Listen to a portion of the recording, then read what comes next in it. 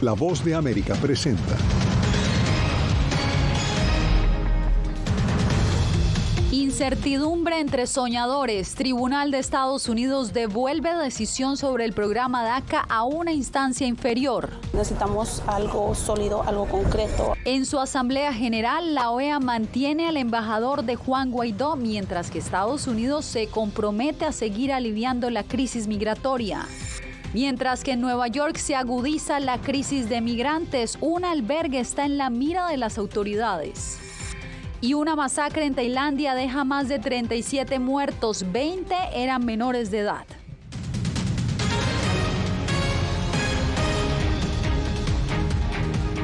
¿Qué tal? Desde Washington comenzamos esta emisión del Mundo al Día. En vilo sigue el futuro de miles de migrantes beneficiarios del programa conocido como DACA. Una corte de apelaciones dictaminó que el amparo migratorio es ilegal, pero mantuvo vigentes los beneficios otorgados, por lo menos hasta que un juez federal tome una decisión final. Jorge Agobianos tiene lo más reciente. Jorge, ¿cómo se resume esta decisión y qué papel podría estar tomando la Casa Blanca en el proceso?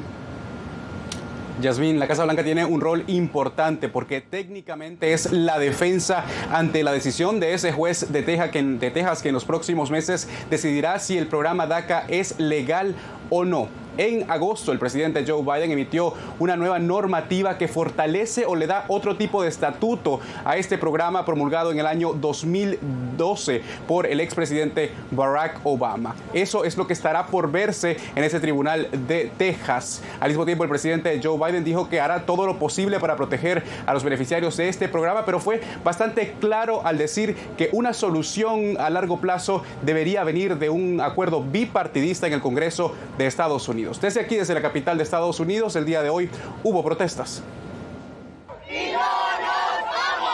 Decenas de personas y beneficiarios de DACA se pronunciaron este jueves en Washington por la decisión de un tribunal de apelaciones que catalogó ese programa como ilegal.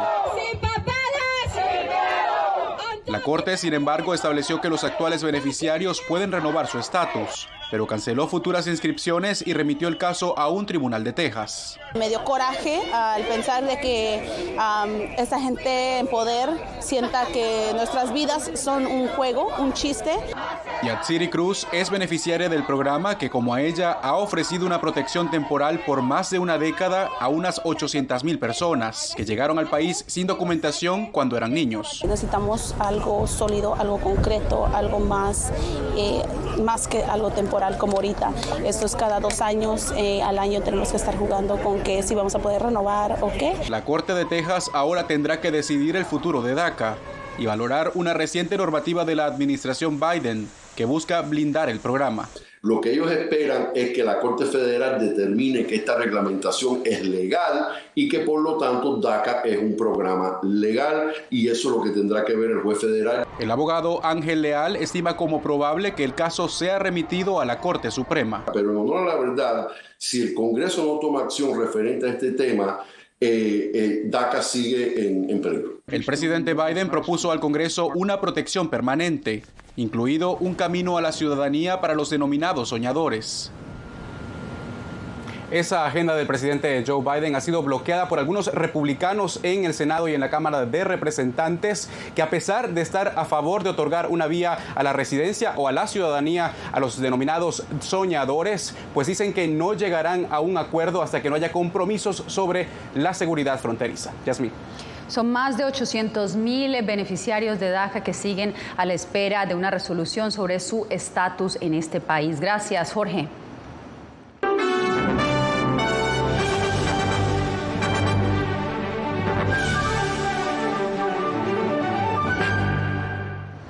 En el segundo día de la Asamblea General de la OEA, Néstor Aguilera nos reporta sobre la negativa del organismo para retirar al representante del opositor venezolano Juan Guaidó. Nos conectamos a esta hora con Néstor en Lima. Néstor, ¿qué otros asuntos resaltaron en la jornada de hoy? Yasmín, si bien es cierto, el tema Venezuela ha concitado buena parte de la atención a propósito de una iniciativa de la delegación de Antigua y Barbuda.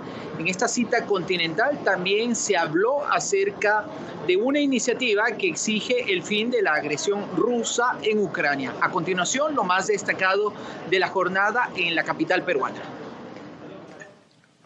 En su segundo día de Asamblea General, la Organización de Estados Americanos no admitió la revocatoria del representante del opositor venezolano Juan Guaidó en la OEA, Gustavo Tarre. Antigua y Barbuda encabezaba el grupo junto a México y Bolivia, que infructuosamente pidió revocar la credencial de Tarre. Nadie quiere escuchar hoy aquí que la Organización de los Estados Americanos está perdida. Perdió una vez más su credibilidad para hacer lo correcto y apropiado.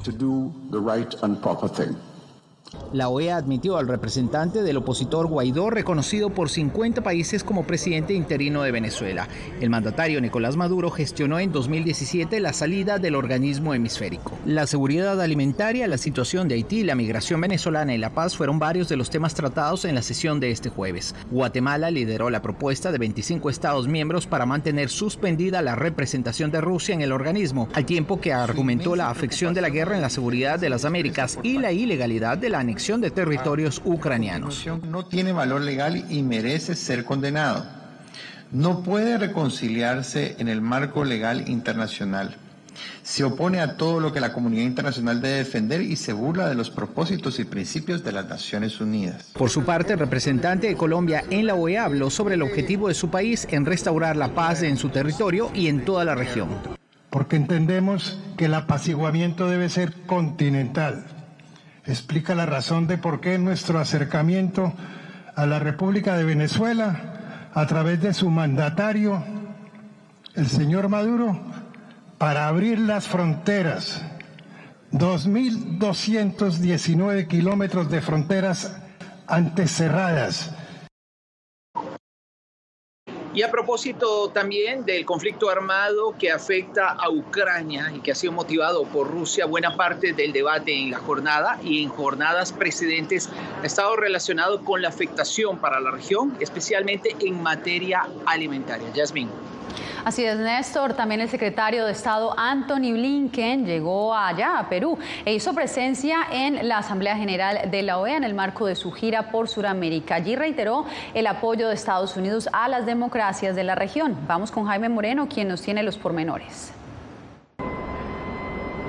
El secretario de Estado Antony Blinken aprovechó su participación en la Asamblea de la Organización de Estados Americanos aquí en la ciudad de Lima para mencionar las acciones concretas que vienen implementando todos los países de la región en temas como la migración, el fortalecimiento de los sistemas de salud, la inclusión social y el cambio climático, entre otros asuntos que se acordaron en la pasada Cumbre de las Américas. Los Estados Unidos están entregando más de $240 millones en asistencia humanitaria mutua y bilateral para ayudar a las necesidades de los migrantes y refugiados de nuestro hemisferio.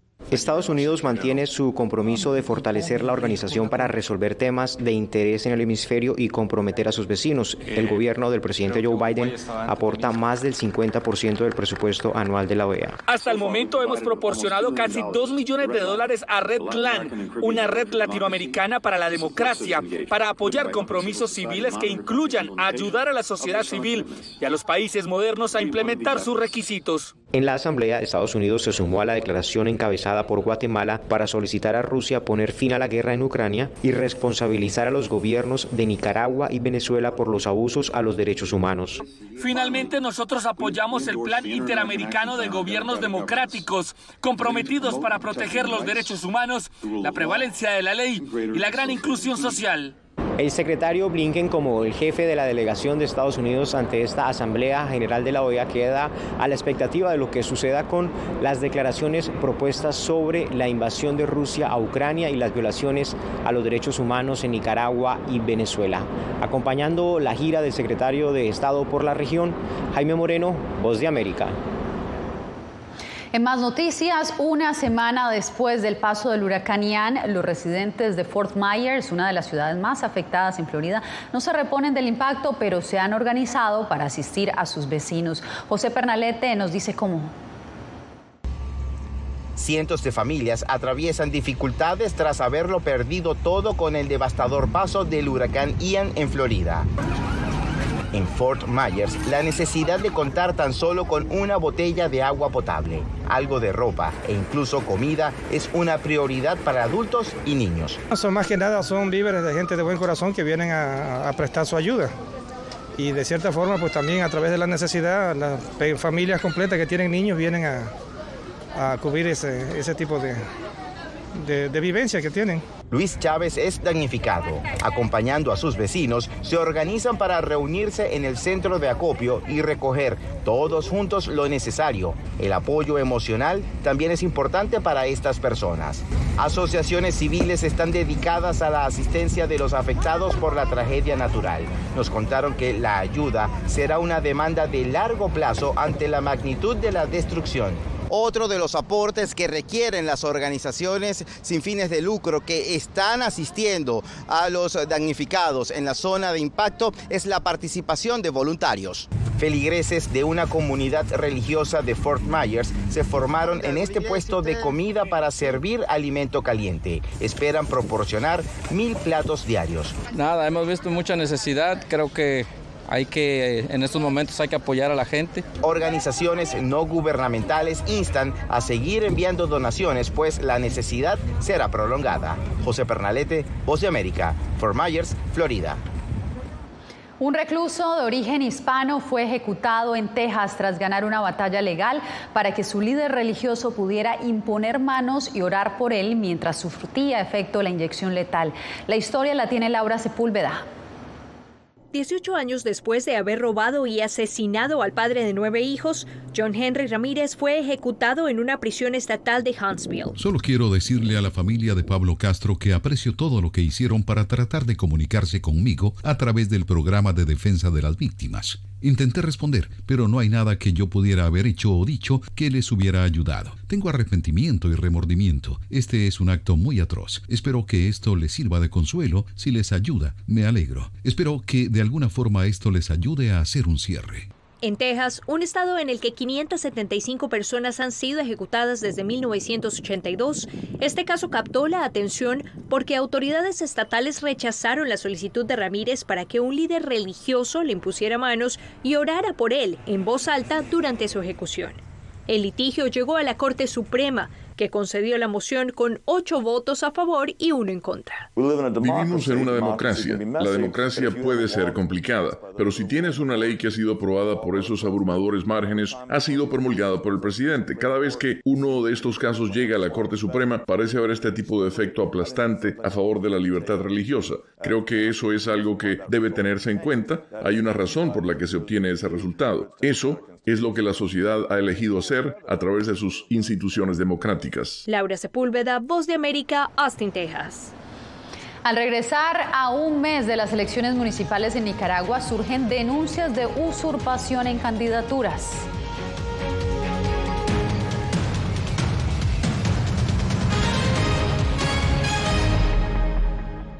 Si contamos toda la energía que están consumiendo acá, ¿para cuánto alcanzaría? Y más o menos yo calculo para 20.000 casas. Villarrica, la fiebre de la minería de Bitcoin en Paraguay. Una producción especial de La Voz de América. Encuéntrala en vozdeamerica.com y en todas nuestras plataformas.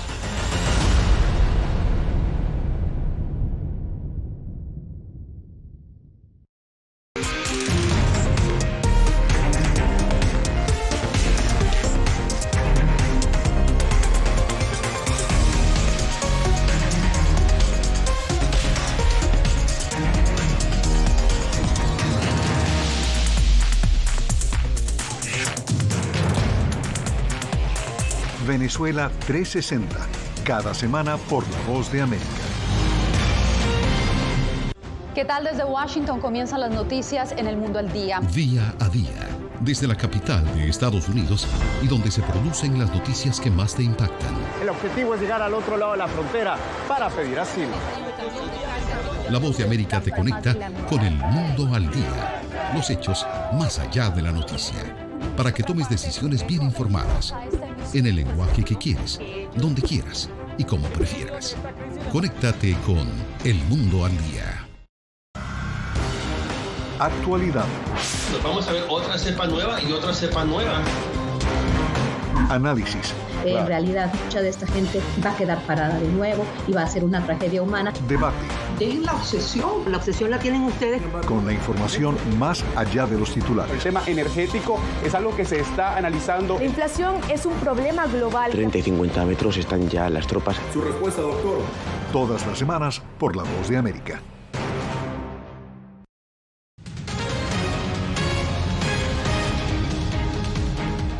$37 muertos, incluyendo más de 20 niños, son las víctimas que dejó el tiroteo masivo más mortífero perpetrado en Tailandia por una sola persona. Jacopo Luzzi tiene la historia.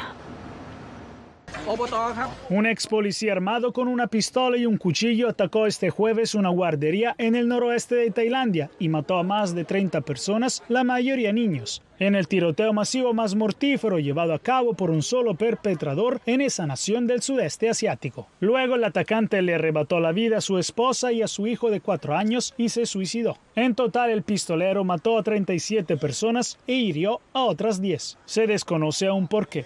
Él no dijo nada.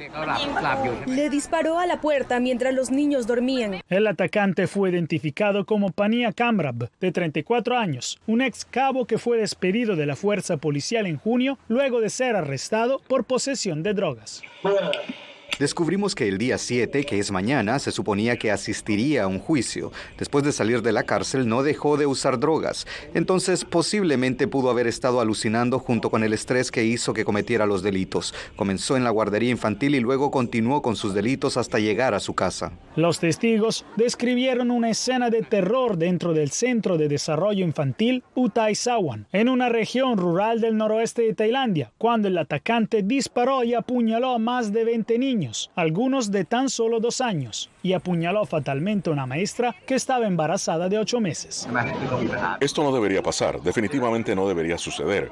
Siento una profunda tristeza hacia las víctimas y familiares. Nadie pensó que esto sucedería. Jacopo Luzzi, Voz de América.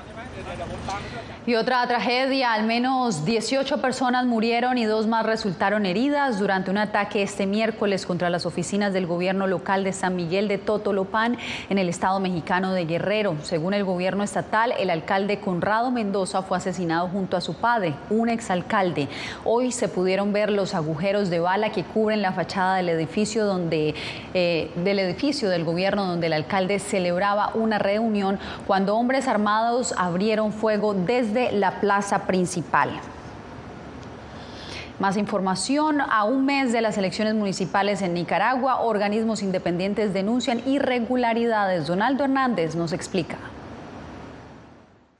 Al pastor evangélico Rudy Palacios le tomó por sorpresa que fue inscrito como candidato a concejal por la alcaldía de Jinotepe, una ciudad ubicada a unos 40 kilómetros de la capital de Nicaragua.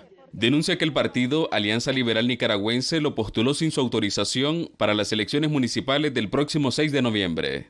Para mí fue sorprendente mirarme en el listado de candidatos porque nunca di yo la autorización. El religioso es uno de más de 1,000 ciudadanos que han denunciado haber sido inscritos como candidatos a concejales por 4 partidos políticos que participarán en los comicios, según el Observatorio Independiente Urnas Abiertas. 4 de los 6 partidos que van a correr en estas elecciones utilizaron sin autorización la identidad de 1.158 personas para incluirla en su lista de candidaturas. El Consejo Supremo Electoral no se ha referido a las denuncias del Observatorio Urnas Abiertas. En cambio, el vicepresidente del Poder Electoral expresó en una entrevista a la televisión oficial que los partidos han cumplido con lo que mandata la ley. Los partidos políticos y alianzas, los partidos políticos entregaron de forma efectiva sus listas de candidatura. Estas 4 toldas políticas participarán en los comicios de noviembre, pese a que los partidos políticos reconocidos como opositores fueron ilegalizados antes de las elecciones presidenciales de 2021. El próximo 6 de noviembre están convocados más de 4 millones de nicaragüenses a acudir a las urnas. Donaldo Hernández, Voz de América. Cuando regresemos, una oleada de migrantes permanece en Guatemala. Instituciones gubernamentales se preparan para recibirlos.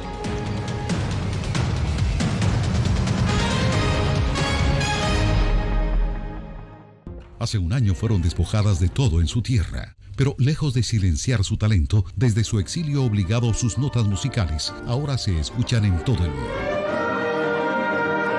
La Voz de América presenta Sinfonía de Coraje. La odisea para huir de la persecución talibán en Afganistán de las dos últimas integrantes del Instituto Nacional de Música que permanecían en ese país. En todas las plataformas de La Voz de América.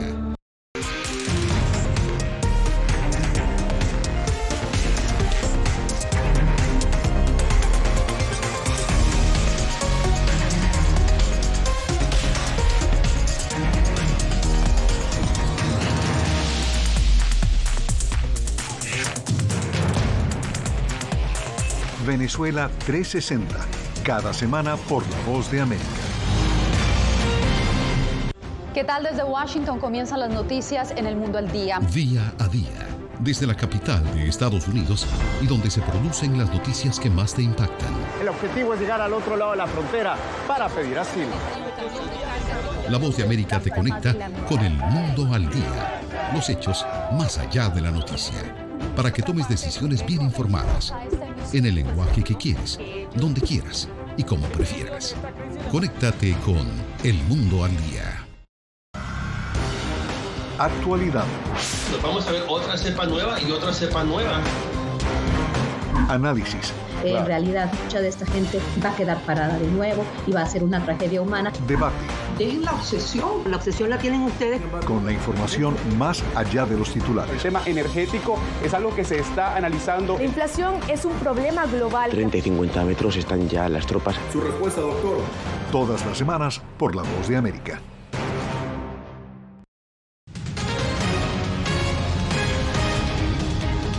En Nicaragua, cientos de migrantes, la mayoría venezolanos, se encaminan hacia Estados Unidos, según informó el ministro de Seguridad, Juan Pino.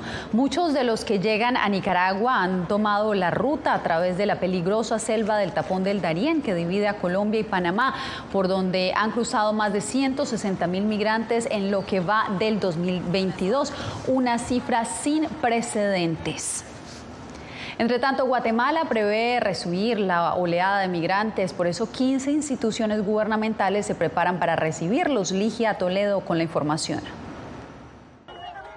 Desde hace 2 semanas, la cifra de migrantes irregulares que llegó a Guatemala ha aumentado. En septiembre se les negó el ingreso a 3,000 personas por no cumplir con los requisitos migratorios, entre ellos 2,500 venezolanos. Ante la posibilidad de que se forme una caravana migrante, representantes del Consejo de Protección y Atención acordaron una serie de medidas. Esta mesa de acción inmediata para poder trabajar en conjunto, para tener todas las instituciones prestas, listas para atender esos volúmenes y atenderlos como los hemos hecho últimamente, con diálogo, con disciplina. La mayor parte de migrantes extranjeros remitidos son originarios de Venezuela, Cuba, Honduras y Haití. Tenemos que preparar a las ciudades del país, a dónde van a llegar esos migrantes, qué tipo de alojamiento van a tener, tanto prevenir la migración forzada como empezar a planear y atender estos flujos que se dan. Autoridades migratorias confirman que incrementaron la protección de las fronteras con puestos de control y registro. Como región podemos apoyar a la institucionalidad pública y a la cooperación para poder hacer frente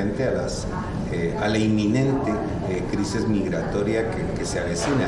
Durante octubre y noviembre se espera un flujo masivo de migrantes en territorio guatemalteco. Las reglas de Guatemala son las que se tienen que respetar y vamos a priorizar sistemas humanitarios, mujeres embarazadas, gente muy complicada. La alerta naranja institucional provocada por esta crisis migratoria continúa. Ligia Toledo, Voz de América, Guatemala.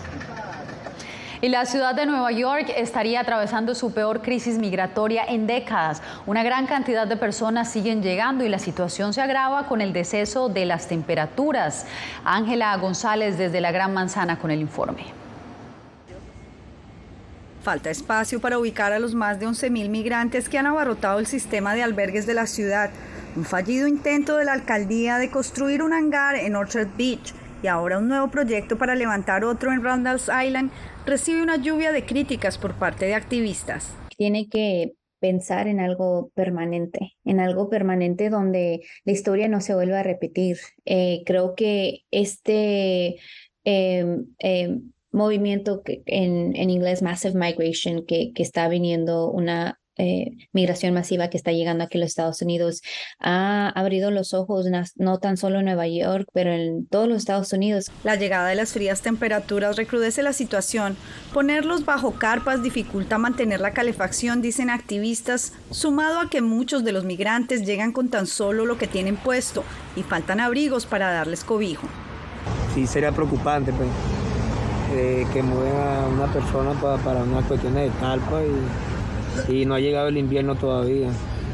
Estamos ahí, apenas acá hay una lluvecita y ha pegado frío bastante, pues. Según reportes, la oficina del controlador de la ciudad ha mostrado preocupación por la falta de inversión de la alcaldía en leche de fórmula para los bebés en los albergues y la escasez ya comienza a notarse. Es duro para ellos, no sé, porque en verdad a mí ellos le di el celo. Entre tanto, la alcaldía adelanta un acuerdo con la compañía Norwegian para utilizar sus cruceros como centros de procesamiento para inmigrantes en el puerto de Staten Island.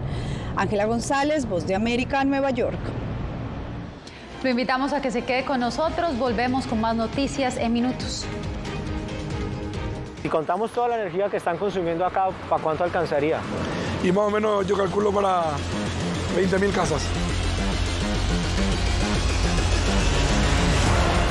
Villarrica, la fiebre de la minería de Bitcoin en Paraguay. Una producción especial de La Voz de América. Encuéntrala en vozdeamerica.com y en todas nuestras plataformas.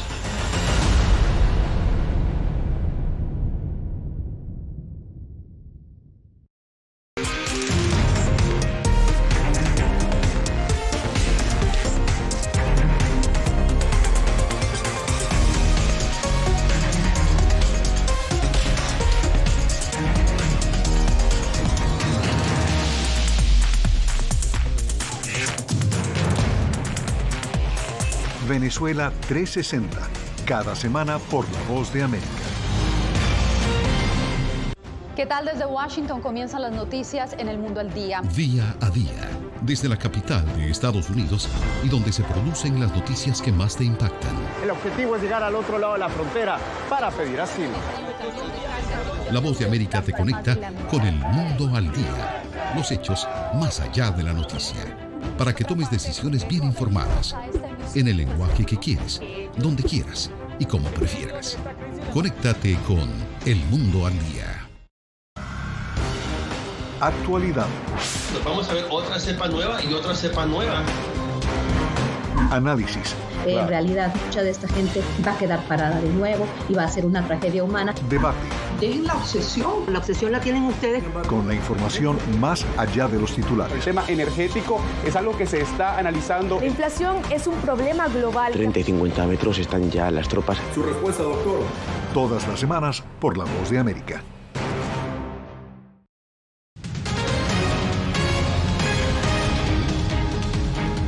Doha es una ciudad en constante evolución. Desde el año 2000 ha construido la mayoría de las estructuras que hoy forman la capital catarí. Nuestra enviada especial, Celia Mendoza, visitó Katara, la llamada Villa Cultural.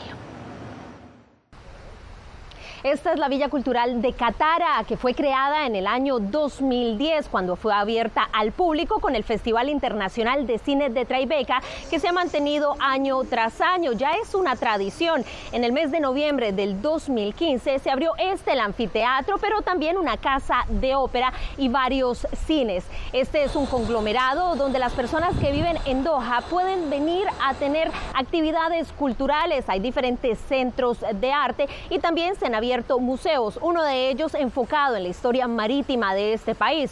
Otro representa a por lo menos 22 naciones árabes y la historia de sus correos postales. Pero también los visitantes tienen la oportunidad de tomar café en lugares que completamente se llenan, en especial en las horas de la noche, y en una calle donde las personas podrán sentir el aire acondicionado, ya que este ha sido instalado a lo largo de la acera. Informó Celia Mendoza de La Voz de América desde Katara, en Doha, Qatar. Se acerca la fecha de la subasta anual de la compañía Prop Store, que este año volvió a las pujas en persona después de una larga pausa por la pandemia. Pues el próximo mes una serie de artículos de cine, televisión y el mundo de la música entrarán en el catálogo. Se dice que la subasta, valuada en $12 millones, es la más grande hasta ahora. Entre los objetos más destacados figuran el traje completo de Superman usado por el actor Christopher Reeve en la franquicia Superman entre 1978 y 1987 y los guantes negros de Darth Vader de la primera película de Star Wars en 1977. Con esto nos despedimos por hoy.